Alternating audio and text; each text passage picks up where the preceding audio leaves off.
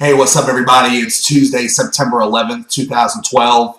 I want to welcome you to a very special edition of the Kingdom Blitz. I'm your host, Daniel Fleming.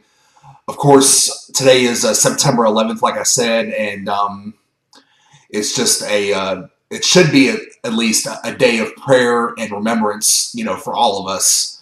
It's just, a heartbreaking, situation still, to this very day. I mean, time is not going to heal this particular wound, I don't think.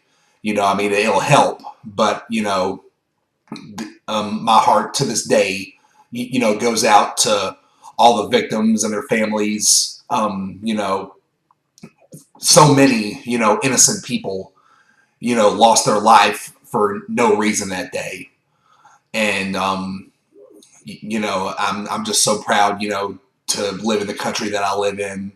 And I'm so thankful to God, for our troops and for everything that they do for us. And I want to take you back a little bit to the actual day of September 11th, 2001, and how I heard about the news. I was in college at the time. I went to Faulkner State Community College in Bay Minette, Alabama. It's about a 7-minute drive from my house. And I only had one class that morning. It was a math class from 8 a.m. until 9:15. And there were some classrooms where other teachers were going into the classroom when they heard the news to let everybody know. But, nobody came into our classroom to let us know what had happened. And for some reason, I didn't go straight home that day. I decided to go hang out in the gym for a little while. And a friend of mine who I went to high school and college with came up to me and said, "Hey, did you hear what's going on?" And I said, "No, what's going on?" And he said, "A plane crashed into the World Trade Center." And I was like, "Man, that's terrible." So I ended up deciding, to go home and to see what's going on the television. And as I was walking back to my car, my cell phone rang, and it was my mom. And she said, "Hey, did you hear about what happened?" And I said, "Well, I heard that a plane crashed into the World Trade Center. What else can you tell me?" And she said, "Both World Trade Center towers have been hit with a plane, and another plane has just crashed into the Pentagon." And I said, "Let me get home and see what's going on." And it really started to hit me on the drive home.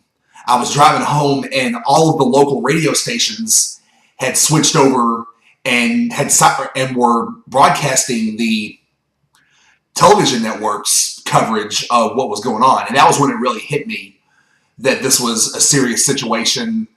And, obviously, it was just a terrible day. And it's a day that I hope that we never have to experience again. And like I said earlier, I'm so thankful, for our troops. They do so much, they allow us to enjoy the freedoms that we have. It's a blessing to be able to go to sleep at night and to sleep peacefully and to enjoy all the things that this world and this country has to offer. We get so wrapped up on material things, and we let that, define us, and, it's what's on the inside of a person, that should matter. Whenever something, happens to me, I hope it's not for many, many years, but I want to be remembered as somebody who was caring and who loved people and who would do his best, to make other people happy. Not, what car I drove, how big my house was, how much money I had. None of that matters. And, I tell people all the time, they're not going to bury your house with you. They're not going to bury your car with you. I know I might sound like a broke record when I say that, but it's the truth. It's what's on the inside of a person that should count. And, I tell women all the time, to be careful and to choose wisely when you're choosing a guy. So what if he's rich? So what if he has a lot of material things? If he cheats on you or if he beats you, all that material stuff's not going to help you.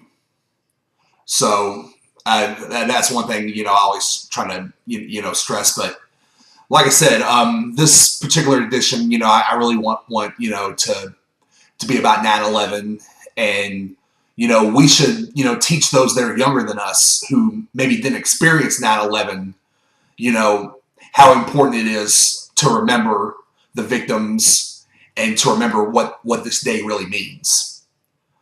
And like I said, to this day, my heart and my thoughts and my prayers and my best wishes are all going out, to the victims' families.